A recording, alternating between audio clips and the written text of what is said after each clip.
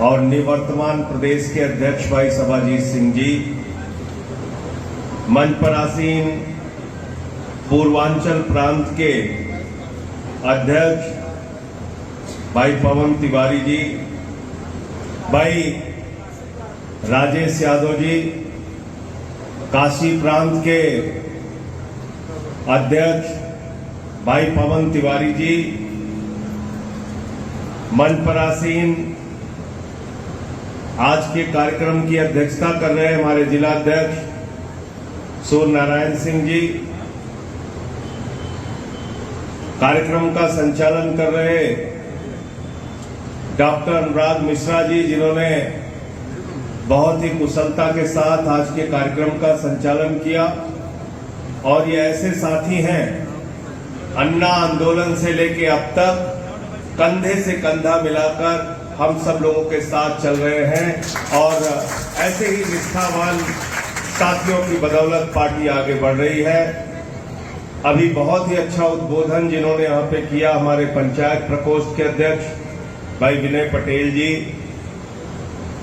हमारे साथी अंजनी मिश्रा जी जो हमारे मजदूर प्रकोष्ठ के अध्यक्ष हैं, इमरान भाई हैं, पल्लवी वर्मा जी हैं, जौनपुर की जिला अध्यक्ष अनीता मिश्रा जी हैं, महासचिव पूजा सिंह जी, हमारी यहाँ की प्रत्याशी जौनपुर की डॉक्टर चित्रलेखा सिंह जी हैं, रमाशंकर पटेल जी जो हमारे वाराणसी के अध्यक्ष हैं, संतोष पाठक जी चंदौली के हमारे जिला अध्यक्ष हैं।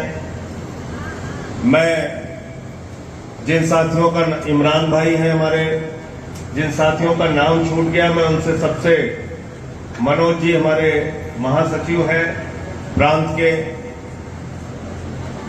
राजकुमार मौर्य जी हमारे सभासद हैं, मैं इन सबका हृदय की गहराइयों से स्वागत अभिनंदन करता हूं। और खास तौर से आप लोगों का कि इस भीषण गर्मी में आप लोग अपने अपने जिलों से चलकर इस कार्यकर्ता सम्मेलन में आए हैं, आपका बहुत बहुत स्वागत और बहुत बहुत अभिनंदन। रेखा जी हैं, शारदा टंडन जी हैं, अर्चना श्रीवास्तव जी हैं, मैं सबका अभिनंदन करता हूं। साथियों और दोस्तों, ए भाई बैठ जाओ सब लोग, कार्यक्रम पूरा डिस्टर्ब हो जाएगा, बैठ जाओ, बैठ जाइए सब लोग, बैठ जाइए। साथियों और दोस्तों, जब मैं यहां आ रहा था तो मैंने सोचा कि अभी उत्तर प्रदेश में आम आदमी पार्टी क्या कर सकती है, ये आपसे बातचीत की जाए। अभी कोई चुनाव का मौका नहीं है, तत्काल कोई चुनाव नहीं होने जा रहा है, न विधानसभा का चुनाव है, नगर पालिका का चुनाव हो चुका है, पंचायत का चुनाव हो चुका है।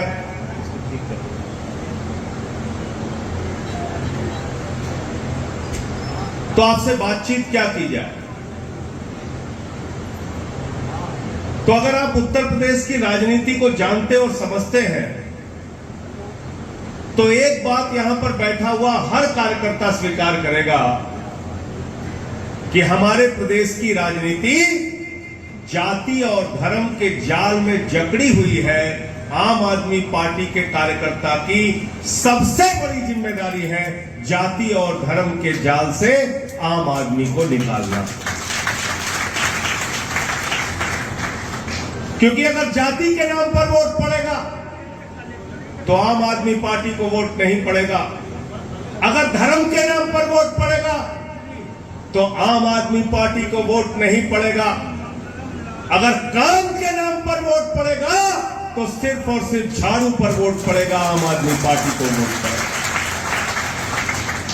इसलिए राजनीति को काम के ऊपर लाना है, और जब आपको काम के ऊपर राजनीति लाना है तो उसके लिए आपको मेहनत करनी पड़ेगी। ठीक कहा सभाजीत जी ने, गांव गांव में संगठन का निर्माण करना पड़ेगा और उसी जुनून और जज्बे के साथ निर्माण करना पड़ेगा जिसकी शुरुआत 15 जून को हमारे छोटे भाई विनय पटेल ने जालौन की बुंदेलखंड की धरती से की। गांव गांव में ये साथी अपराधी हमारा घूम रहा है और पार्टी कार्यकर्ताओं को तैयार कर रहा है। इतनी मेहनत और निष्ठा के साथ पार्टी का संगठन तैयार करना पड़ेगा। आज एक शक्ति है इस देश के अंदर, भारतीय जनता पार्टी। उनके पुरखे हैं आरएसएस के लोग। अगर आप पूछिए उनका इतिहास क्या है, तो आरएसएस और भारतीय जनता पार्टी के अगर लोगों से आप पूछिए, बताओ अपने 5 पुरखों का नाम जिन्होंने इस देश के लिए अपनी शहादत दी है, तो भारतीय जनता पार्टी वाले नहीं बता पाएंगे। लेकिन अगर आप उनसे पूछो कि बताओ आप ऐसे लोगों का नाम जो आजादी के आंदोलन में अंग्रेजों की दलाली करते थे, तो हजारों लोगों का नाम भाजपाई बता सकते हैं जो आरएसएस से जुड़े हुए थे, जो हिंदू महासभा से जुड़े हुए।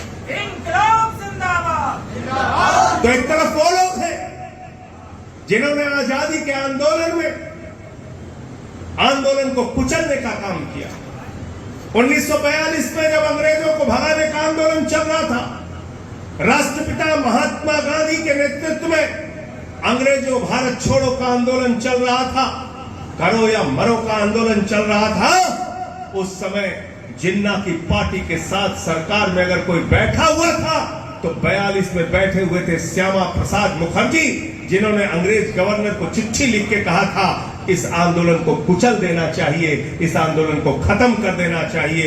एक तरफ वो लोग हैं जिन्होंने देश के साथ गद्दारी की है, और एक तरफ अन्ना हजारे के आंदोलन के कोख से निकली हुई आम आदमी पार्टी है, जो इस देश के आम आदमी के लिए काम कर रही है, केजरीवाल के सिपाही बन के काम कर रही है। हम आंदोलन की भट्टी में तब के निकले, हम कोई राजनीति करने नहीं आए थे। लेकिन जब 2011 में भ्रष्टाचार के खिलाफ अरविंद केजरीवाल ने एक आंदोलन की बुनावट की, अन्ना आंदोलन की बुनावट की, उस आंदोलन में मजदूर भी शामिल हुआ, किसान भी शामिल हुआ, माताएं बहनें भी शामिल हुई, और मुझे तो याद है छोटे छोटे बच्चे हाथ में तिरंगा लेके सड़कों पर निकले थे और उन्होंने कहा था भ्रष्टाचार भगाना है और जन लोकपाल बिल लाना है। ये नारे के साथ हम लोग आंदोलन में आए। और साथियों और दोस्तों, उस आंदोलन को मजाक बनाने का काम कांग्रेस पार्टी और भारतीय जनता पार्टी ने किया। कहते थे अरे जन लोकपाल बनाना है, लोकपाल बिल पास कराना है तो विधानसभा में आओ, लोकपाल पास कराना है तो संसद में आओ, लोकपाल पास कराना है, कानून बनाना है तो राजनीति में आओ। उनकी इस चुनौती को स्वीकार करने का काम 5 फुट 6 इंच के उस इंसान अरविंद केजरीवाल ने कहा। उन्होंने कहा हाँ हम राजनीति में आए। 2013 में हमारे ऊपर लोग हंसते थे, कहते थे टोपी वाले इनकी तो जमानत जब्त हो जाएगी। एक नेता इस समय दुनिया में नहीं, उन्होंने कहा था 6% वोट आ गया तो राजनीति से संन्यास ले लूंगा। पहले चुनाव में 2013 के अंदर आम आदमी पार्टी की 28 सीटें आई और दिल्ली में आम आदमी पार्टी का परचम लहराया हमारी 49 दिन की सरकार में। और 49 दिन की सरकार में ऐसे कारनामे, इतने अच्छे काम। जब दोबारा 2015 में हम चुनाव लड़ रहे थे, 2014 का चुनाव हार चुके थे, प्रधानमंत्री जी आए, अहंकार से लबरेज थे। 14 में झारखंड जीते थे, महाराष्ट्र जीते थे, हरियाणा जीते थे। दिल्ली के रामलीला के मैदान में पहुंचे तो कहने लगे ये केजरीवाल तो नक्सलवादी है, इसको जंगल में भेज देना चाहिए। मैंने कहा मोदी जी ये लोकतंत्र है, जमहूरियत है, डेमोक्रेसी है, यहां जनता मालिक होती है। जनता जिसको चाहती है वो विधानसभा में जाता है, जनता जिसको चाहती है वो जंगल में जाता है। दिल्ली की जनता ने 67 विधायकों के साथ केजरीवाल को विधानसभा में भेजा और 3 विधायकों के साथ भारतीय जनता पार्टी को जंगल में भेजना था। 2017 में पंजाब में लड़ने गए, पहले चुनाव में मुख्य विपक्षी पार्टी हम लोग बने। 22 सीटें आम आदमी पार्टी की पंजाब के अंदर आई। और उसके बाद 2020 का चुनाव हो रहा था, फिर से भाजपा उसी हथकंडे को अपनाने लगे। नफरत नफरत नफरत, हिंदू मुसलमान, हिंदू मुसलमान। लेकिन दिल्ली की जनता ने उस नफरत की राजनीति को फिर हराया, तीसरी बार हराया और 62 सीटें देके आम आदमी पार्टी की सरकार बनाने का काम किया। 2022 का चुनाव हो रहा था, पंजाब के चुनाव में हम लोग लड़ रहे थे, कांग्रेस बीजेपी अकाली दल के लोग हमारा मजाक उड़ा रहे थे, कह रहे थे पिछली बार 20 आई है, इस बार 0 आएगी। लेकिन केजरीवाल और भगवंत मान के नेतृत्व में 300 यूनिट बिजली फ्री के नारे के साथ बेरोजगारी भत्ता और माताओं बहनों को भत्ता देने के नाम पर, मोहल्ला क्लिनिक और स्कूल बनाने के नाम पर हम चुनाव लड़े और वहां नफरत की राजनीति को न सिर्फ हराया, जमानतें जब्त की। आम आदमी पार्टी की 92 सीटें आई और भारतीय जनता पार्टी की 2 सीट आई, 2 सीट।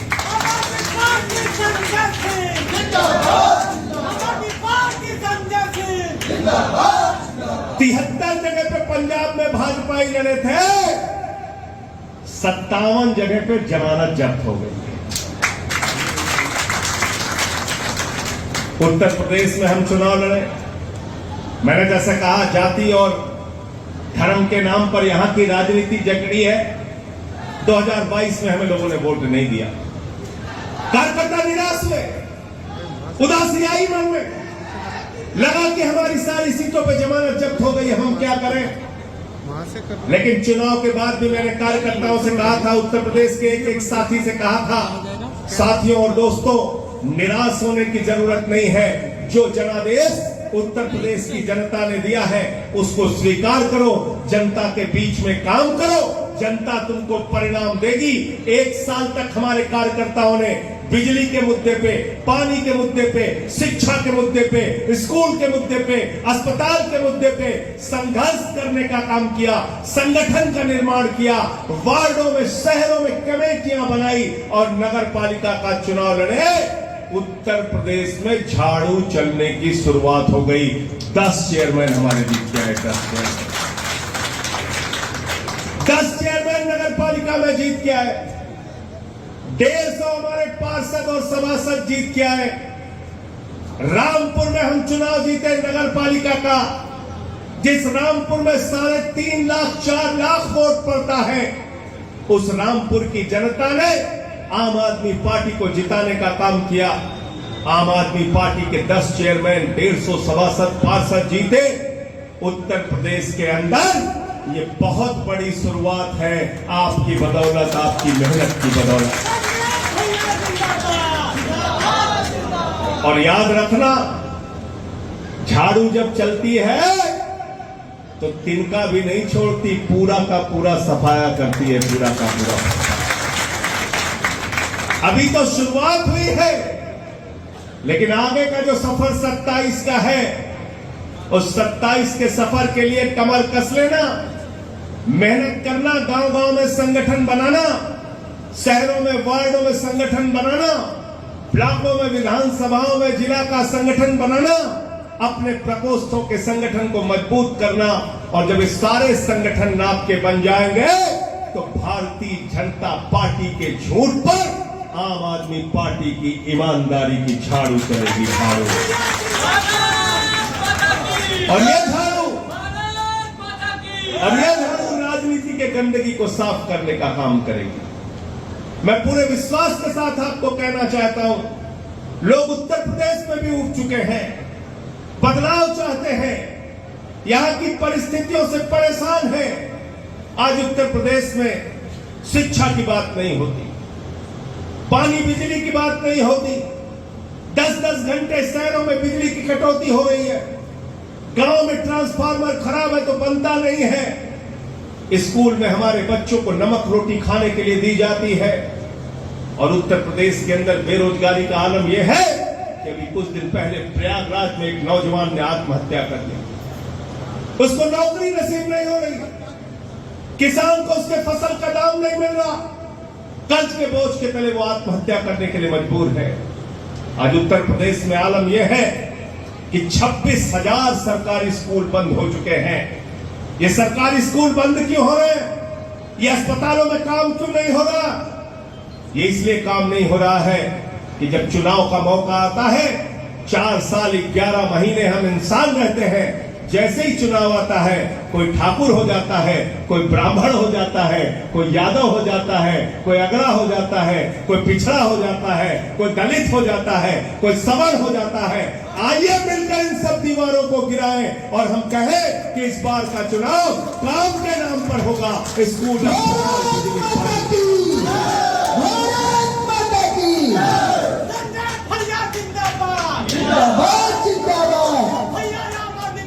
हमने नगर पालिका के चुनाव में भी कोई जाति धर्म की राजनीति नहीं की। और इस राजनीति का फायदा क्या है, जरा हमको बताओ। दुनिया का एक मुल्क हमको बताओ जिसने उन्माद की राजनीति से तरक्की की हो। दुनिया का एक मुल्क बताओ जिसने हिंसा की राजनीति पे तरक्की की हो। दुनिया का एक मुल्क हमको बताओ जिसने दंगे और बवाल के नाम पर राजनीति को आगे बढ़ाया हो, देश को आगे बढ़ाया हो। दुनिया का एक मुल्क हमको बताओ जिसने आतंकवाद के नाम पर तरक्की की हो। अगर याद करना है तो जर्मनी को याद कर लेना। हिटलर ने बर्बाद किया जर्मनी को। बगल में पाकिस्तान है, आतंकवाद को बढ़ावा दिया, बर्बाद हो गया पाकिस्तान। अफगानिस्तान ने आतंकवाद को बढ़ावा दिया, बर्बाद हो गया अफगानिस्तान। सीरिया, कितने देश का नाम गिनाऊं। इसलिए हिंदुस्तान में हम इस नफरत को पनपने नहीं देंगे। इस नफरत को कुचलने का काम भाईचारे से, हिंदू मुस्लिम की एकता के नाम से हमें करना है। संजय भैया संघर्ष करो, संजय भैया संघर्ष करो। समाज में गैर बराबरी को हमें निपटाना है, गैर बराबरी को खत्म करना है। ये गैर बराबरी का, ये छुआछूत का, ये भेदभाव का समाज कब तक रहेगा? कब तक जन्म के नाम पर, जन्म के आधार पर किसी बच्चे से भेद किया जाएगा? मैं कुछ दिनों पहले इसी जौनपुर का एक वीडियो देख रहा था। एक छोटी सी मासूम बच्ची, वो कहती है, अनुसूचित जाति की बच्ची, वो कहती है स्कूल में आती हूं तो लोग हमको गालियां देते हैं। आज ये हो रहा आजादी के 75 साल के बाद। अभी कल परसों की बात है, एक वीडियो हमने देखा यही सोनभद्र का। एक आदमी एक दलित युवक को अपने चप्पल पर थूक कर चटवाने के लिए उसको कह रहा है। अभी कुछ दिन पहले हमने मध्य प्रदेश में देखा, एक नौजवान आदिवासी के सर के ऊपर भारतीय जनता पार्टी का एक नेता पेशाब कर रहा है। उसके कुछ दिन पहले हमने गुजरात की खबर पढ़ी, जहां एक छोटा सा बच्चा दलित समाज का एक गेंद छू लेता है, उसका अंगूठा काट लिया जाता है। कुछ दिन पहले हमने खबर पढ़ी, बुलंदशहर के अंदर एक सीआरपीएफ का नौजवान अपनी शादी में घोड़े पर चढ़ने के लिए पुलिस का प्रोटेक्शन मांगता है। कुछ दिनों पहले मैंने खबर पढ़ी, टीकमगढ़ के अंदर, मध्य प्रदेश के अंदर एक दलित युवक को घोड़ी पर चढ़ने के लिए संघर्ष करना पड़ता है, पुलिस की सुरक्षा लेनी पड़ती है। बाबा साहब ने जब संविधान बनाया तो सबको समान हक देने की बात की, और भारतीय जनता पार्टी ने 75 साल की आजादी के बाद भी, जहां बीजेपी का शासन है, दलितों के साथ, आदिवासियों के साथ जानवरों जैसा व्यवहार किया जा रहा है। इसका हम विरोध करते हैं और इसके लिए अंतिम दम तक लड़ाई लड़ने का काम।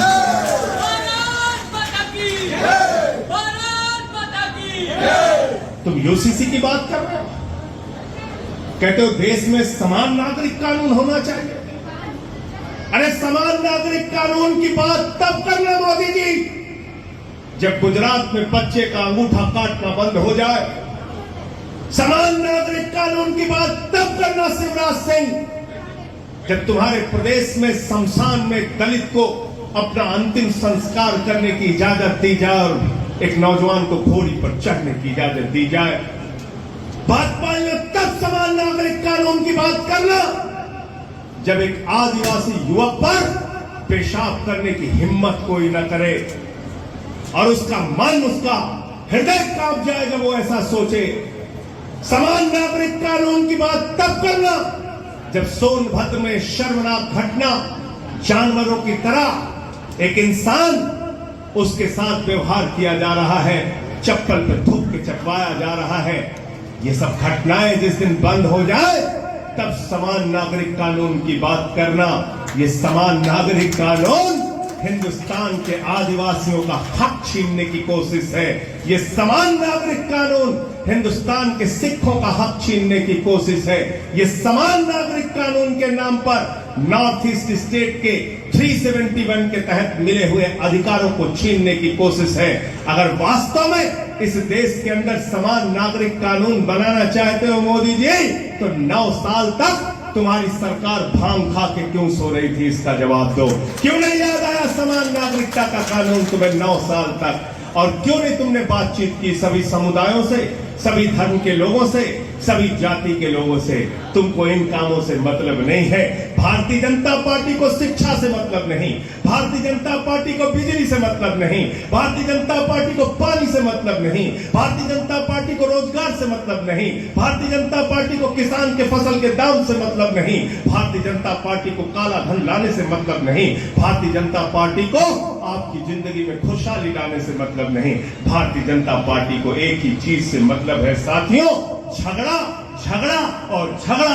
हिंदू का मुसलमान से झगड़ा कराओ, हिंदू का सिख से झगड़ा कराओ, हिंदू का ईसाई से झगड़ा कराओ, हिंदू का हिंदू से झगड़ा कराओ, जात का गैर जात से झगड़ा कराओ, मराठा का गैर मराठा से झगड़ा कराओ, और पुलिस का किसान का झगड़ा कराओ, पहलवान का जवान का झगड़ा कराओ। पूरे देश में झगड़ा कराने वाली पार्टी का नाम है भारतीय झगड़ा पार्टी, ये भारतीय जनता पार्टी नहीं।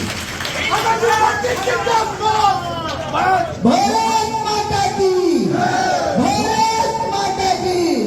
तो झगड़ा कराना है तो बीजेपी वालों को लाओ, और अपने बच्चों के लिए स्कूल बनवाना है तो कौन सी पार्टी चाहिए? कौन सी पार्टी चाहिए? जोर से बोलिए। नौजवानों के लिए रोजगार चाहिए तो कौन सी पार्टी चाहिए? किसान को उसके फसल का दाम चाहिए तो कौन सी पार्टी चाहिए? महिलाओं के लिए सुरक्षा चाहिए तो कौन सी पार्टी चाहिए?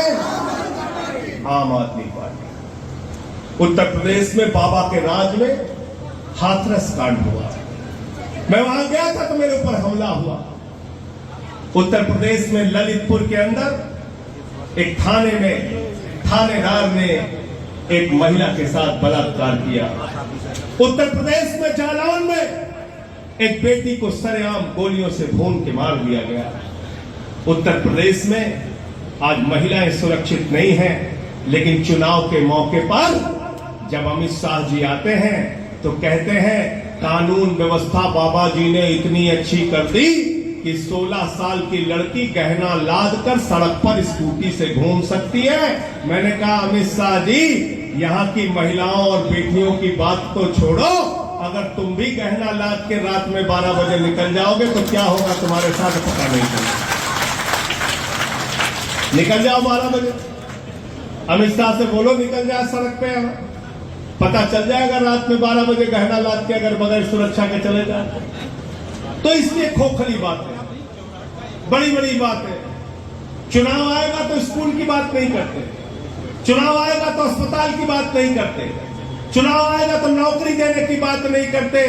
प्रधानमंत्री जी चुनाव के प्रचार में आते हैं, भारतीय जनता पार्टी वाले चुनाव के प्रचार में आते हैं तो कहते हैं प्रधानमंत्री जी कि भाइयों और बहनों, अगर गांव गांव में कब्रिस्तान है तो शमशान होना चाहिए कि नहीं होना चाहिए? बताइए आप।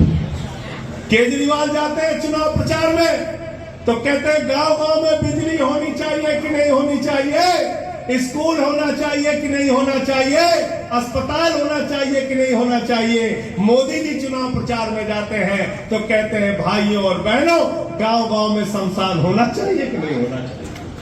बताओ, शमशान चाहिए क्या आपको? शमशान चाहिए क्या? हमें शमशान नहीं चाहिए, हमें अपने बच्चों के चेहरे पर खुशहाली चाहिए। ये सब शमशान और कब्रिस्तान की राजनीति में तुम बहुत फंसा चुके मोदी जी, तुमको कोई काम नहीं करना इस देश के लिए। और भाजपाइयों का तो एक ही नारा है, परसों कविता पढ़ी गई कौन सी, उठो लाल अब पार्टी तोड़ो, उठो लाल अब, एक ही काम है मोदी जी। 4 दिन पहले भोपाल में कहते हैं एनसीपी वालों ने 70,000 करोड़ का घोटाला किया है, सिंचाई घोटाला किया है, खनन घोटाला किया है, कोऑपरेटिव बैंक का घोटाला किया है। मोदी ने घोटाला पकड़ लिया है। 4 दिन के बाद हम देख रहे हैं वही अजीत पवार उप मुख्यमंत्री की शपथ ले रहे हैं, वही हसन मुशर्रफ मंत्री की शपथ ले रहे हैं, शर्म करो। वही छगन भुजबल जो जेल की हवा खा चुका है वो मंत्री की शपथ ले रहा है। तो मैंने कहा पिछले 8 साल में किसी वॉशिंग पाउडर की बिक्री हुई हो ना हुई हो, एक वॉशिंग पाउडर पूरे हिंदुस्तान में मशहूर हो गया, मोदी वॉशिंग पाउडर। और उस मोदी वॉशिंग पाउडर का नारा क्या है? खड़ी डिटर्जेंट वालों का नारा चुरा लिया। उसका नारा है सारे दाग और पाप चुटकियों में धुले, पहले इस्तेमाल करें फिर विश्वास करें, मोदी वॉशिंग पाउडर। और कितना बढ़िया काम करता है ये मोदी वॉशिंग पाउडर। हेमंत विश्व शर्मा पे आसाम में हजारों करोड़ का घोटाला लगा, उसको वहां मुख्यमंत्री बना दिया। बंगाल में शुभेंदु अधिकारी पर शारदा नारदा स्कैम का आरोप लगा, उसको बंगाल की विधानसभा में लीडर ऑफ अपोजिशन बना दिया।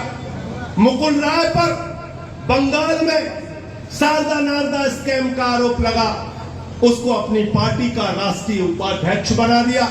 शिवराज सिंह पर व्यापम का घोटाला लगा, ईडी सीबीआई की जांच इन सारे नेताओं पे चली, उनको मध्य प्रदेश का मुख्यमंत्री बना दिया। येदियुरप्पा पे माइनिंग घोटाले का आरोप लगा, सीबीआई ईडी की जांच चली, उनको कर्नाटक का मुख्यमंत्री बना दिया। रेड्डी ब्रदर्स पर माइनिंग घोटाले का आरोप लगा, उनको अपनी पार्टी में लाकर उनको मंत्री बनाने का काम किया। पूरे देश में जब धुलाई कर ली और अब महाराष्ट्र के अंदर अजीत पवार, हसन मुशर्रफ और छगन भुजबल को मोदी वॉशिंग पाउडर से धुलकर राजा हरिश्चंद्र बना के उनको मंत्री बना दिया। हमको तो डर लगता है भाजपाइयों से, हमको तो डर लगता है जब बोलते हैं गुनाह के खिलाफ मोदी जी, जब बोलते हैं अपराध के खिलाफ, जब बोलते हैं भ्रष्टाचार के खिलाफ, तो मेरे मन में डर लगता है कि कहीं ऐसा ना हो किसी दिन नरेंद्र मोदी जी दाऊद इब्राहिम को भी बीजेपी की टोपी पहना है। हो सकता है दाऊद को भी ज्वाइन करा दे बीजेपी वाले। करा सकते हैं कि नहीं करा सकते? अभी एक दिन भ्रष्टाचार पे भाजपाई बोल रहे थे, तो मैंने कहा भाजपाइयों अब भ्रष्टाचार पे मत बोला करो।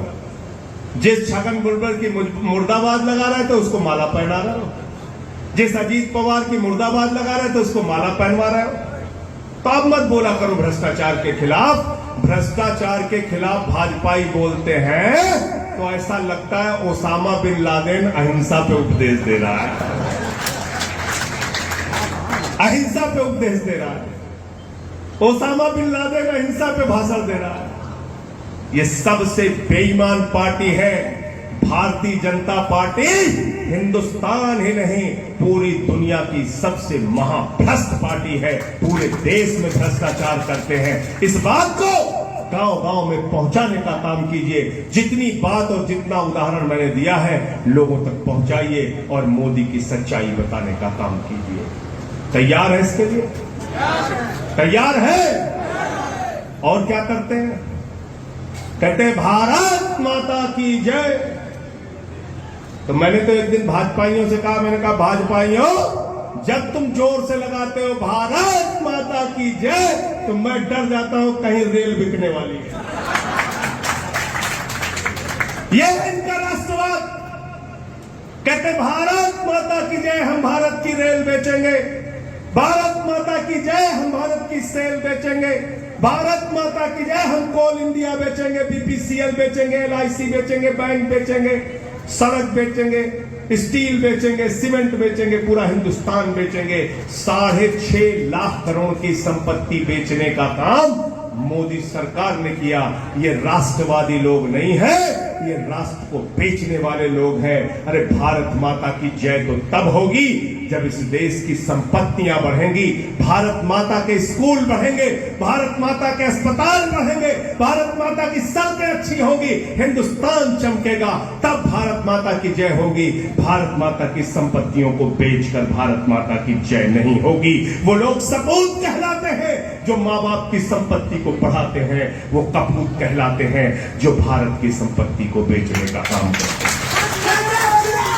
भारत माता की, भारत माता की, भारत माता की।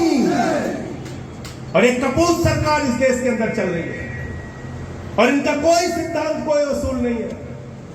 आपसे कहते हैं मुसलमानों से लड़ो, मुसलमानों से लड़ो, हिंदू मुसलमान करते रहो, हम तुम्हारा जेब काटते रहेंगे, महंगाई बढ़ा दी, कोई सवाल नहीं करता। क्यों? क्योंकि आपको हिंदू मुसलमान पर उलझा रखा है। लेकिन इनका कोई उसूल, कोई सिद्धांत नहीं है। राम मंदिर में चंदा चोरी करनी हो तो सुल्तान अंसारी इनका भाई हो जाता है। क्यों भाई राजेश यादव जी? राम मंदिर की चंदा चोरी के लिए कौन है इनका भाई? सुल्तान अंसारी। किसके साथ मिलकर भाजपाइयों ने चोरी की राम मंदिर के चंदे में? सुल्तान अंसारी के साथ। अडानी को बांग्लादेश में बिजली देने के लिए झारखंड की धरती पर बिजली का प्रोजेक्ट लगाया गया। कोयला हमारा, जमीन हमारी, हमारे देश में बिजली का उत्पादन हो रहा है, लेकिन नरेंद्र मोदी जी हिंदुस्तान की बिजली बांग्लादेश को देने का काम करते हैं। भाजपा ही कहते हैं गांव गांव में बांग्लादेशियों को भगाना है, बांग्लादेशियों को भगाना है। अरे अपने चाचा से तो पूछ लो, वो तो अडानी के जरिए बांग्लादेशियों को बिजली दे रहे, तुम कह रहे हो भगाना है। भाजपा ही कहते हैं बांग्लादेशियों को भगाना है, मोदी जी कहते हैं बांग्लादेशियों को बिजली से चमकाना है। सुना था कि नहीं आपने? सवाजीत जी, आजादी के 50 साल हुए, बांग्लादेश की आजादी के 50 साल हुए, तो हिंदुस्तान के किसी नेता को नहीं बुलाया गया। किसको बुलाया गया? किसको बुलाया गया? किसको बुलाया गया? बांग्लादेश की आजादी का जब 50 साल हुआ तो किसको बुलाया गया? जोर से बोलिए। नरेंद्र मोदी जी को। चाचा नरेंद्र मोदी बुलाए गए।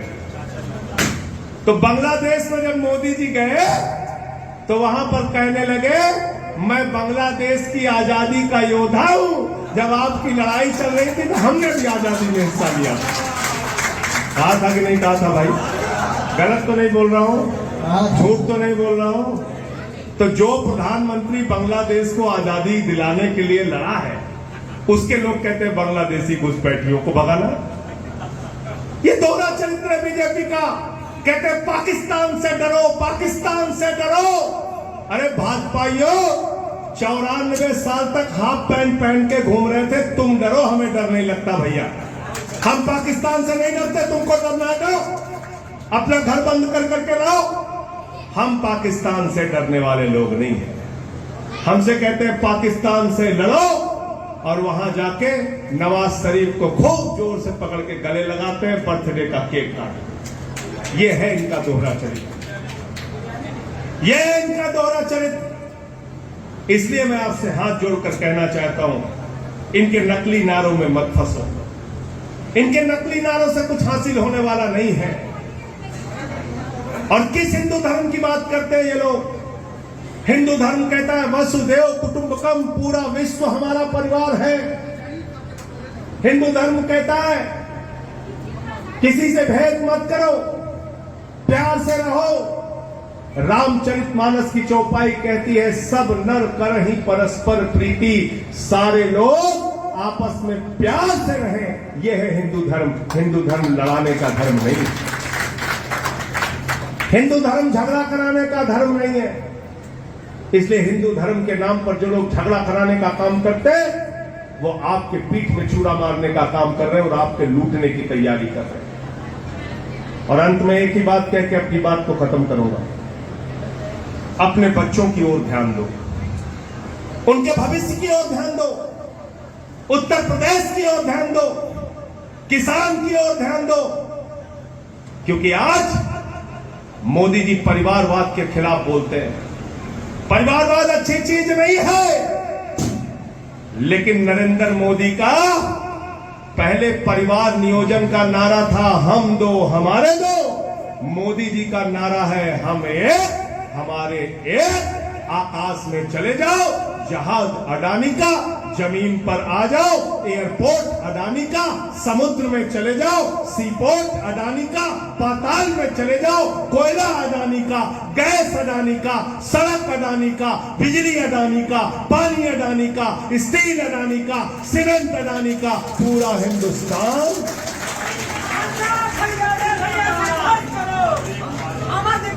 संजय भैया तो मोदी जी का क्या नारा है? मोदी जी का नारा क्या है? हम एक हमारे एक। भाई कौन? अडानी। छोटा भाई कौन? अडानी। मझला भाई कौन? अडानी। चाचा का लड़का कौन? अडानी। चाची की लड़की कौन? अडानी। मौसी का लड़का कौन? अडानी। मौसा का लड़का कौन? अडानी। फुफ्फा का लड़का कौन? अडानी। फुफ्फी का लड़का कौन? अडानी। तो मोदी जी का सब कुछ क्या है? हम एक हमारे।